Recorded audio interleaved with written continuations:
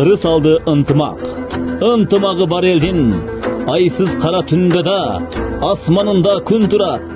Ынтымағы жоқ елдің ашық жарық күнде да асманында түн тұрат. Көңіл бұрыңыздар. Урматтуу Ош, Жалалабад, Нарын, Талас, Ысык-Көл, Чүй-Жанабад кен облысының 1985 жылқы ер азаматтары.